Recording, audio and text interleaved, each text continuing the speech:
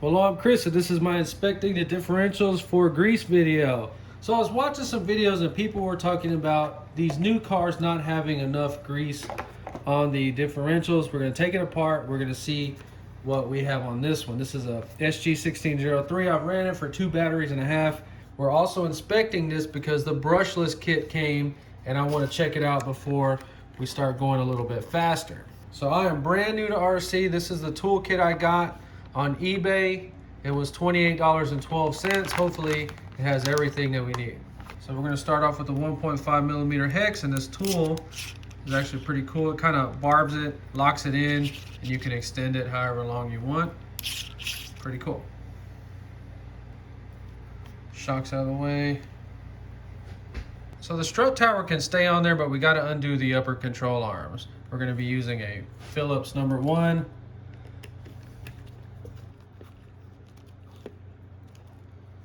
So 4 screws, get the top of the diff cover off. So you have different length screws. Always lay your stuff out so you know how to put it back on there. So we got plastic gears on the diff. It doesn't seem to have extra grease on it, but it definitely has some. You can see some has slung around the case. Let's open it up and see what's going on inside here. So the diff could have oil in it, so we're gonna set it like that. Get these screws out. So it's not dry. It could use a little more. Try to keep this open as little as possible unless you plan on cleaning everything out. We don't need to take this apart and clean it in depth. It has no dirt in there whatsoever. We can just squirt a little bit more grease in there and be done with it. Okay, so I'm brand new to RC. I really don't know what you're supposed to use officially. We're just gonna be using white lithium grease. So on real cars, you use this white lithium grease where metal and plastic come in contact, and we have metal and plastic, so we should be fine. So inspect inside there very good. You do not want any dirt at all. If you can just see a little piece and you want to get out, just get a Q-tip or something. This one has no dirt in it. Act fast, get this thing closed back up. That grease, as it heats up, will flow in there and go where it needs to be. And this differential is super duper freaking tight. This is how a limited slip feels on a real car. This is really tight. And as you can see, the grease is already going where it needs to be. We can just go ahead and button this back up. So I'm guessing these are sealed ball bearings. They have a lubricant on the outside. I'm sure it was there to keep it from rusting. You really don't want to lube where that rides or sits in the case. So this being a cheaper RC car, my concern was the dirt actually making it past this and inside the differential case. You can take a Q-tip, swab around, and you're looking for dirt on there. And it appears to have a little bit of dirt and stuff on it. So if it has dirt in there, you really do want to clean it all the way out. This isn't like sand, it's just like dust.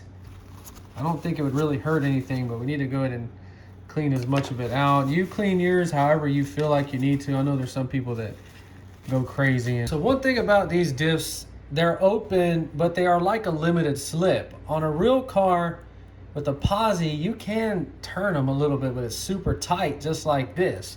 A normal open diff should be super loose and super sloppy. I'm bringing that up because I was watching some videos where people are going crazy cleaning this out on a surgical level almost, and that's not really that important when the diffs are that freaking tight like that. What is super critical is removing any dirt on this ring gear and that pinion gear right there. I don't know if they're called that in the RC world. That's what they're called in the real car world. So as far as greasing this, really all we gotta do is just put a little bit in there like that. That's all we really need. Spin it around a couple of times and you see that grease is doing exactly what you want it to do, 100%, and that's all you really need in there. So you do not want any grease or oil on the outside of those sealed bearings. We're all cleaned up now. We go ahead and put this back on. So I would do one side at a time so you don't mix your screws up, and you see what we did there? We laid our screws out exactly how they go right back on there. So you got all 4 screws in there, nothing's in a bind. You just snug them up where it starts to get a little resistance. That is it, just stop. A little bit of resistance. It's better to lose a screw than it is to strip out a hole. So for your control arms, you gotta be careful not to over tighten them. Still a little too tight. So the front inspected, pass the test. Now let me go ahead and get this one apart and we'll look at it. So we got the back cover off and I'm already seeing dirt on the ring and pinion. I did think I was wasting my time, but now I'm not. We do have dirt in there. I'm gonna have to take this outside and blow that off with an air compressor, but we have dirt getting into the differential case right there. So it all has to be cleaned out real good. And you can see we got dirt in there. So the rear did not have as much grease on it.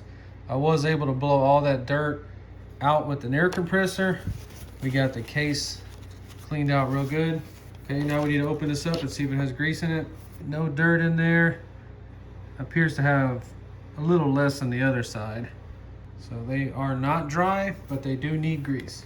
So this is not as tight as the other one, but this would still be considered limited slip for sure.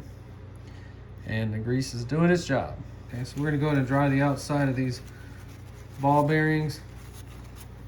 Working on these little RC cars, it's just like working on a real car. It's not fun in any way.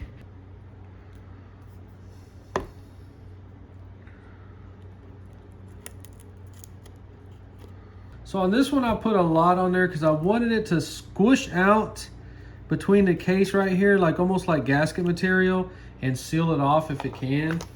Hopefully to prevent that dirt and dust from getting back in there, you could take some non-hardening Permatex gasket maker and seal that up if you did not want any dirt in there. That is not good. That's bad. So everything looks really good now. It's all cleaned. We can button it back up. So I took all this off to inspect in there and make sure I got all the dirt out that was hiding. So we can go ahead and put this back in. So there was no lubricant right there. That is a brass gear, so we should be good. Go ahead and get this cover back on.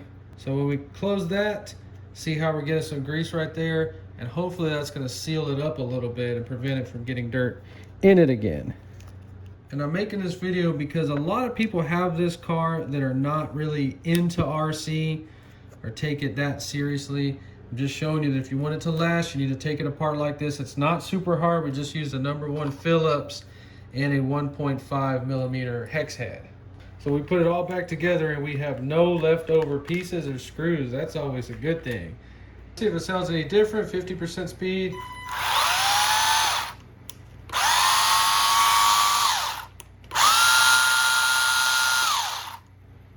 Sounds the same. If you're concerned about those bearings rusting, I would have just dabbed a dot on them to keep them from rusting with something like this. So going through the differentials like that is very important, especially for me because we're about to go brushless.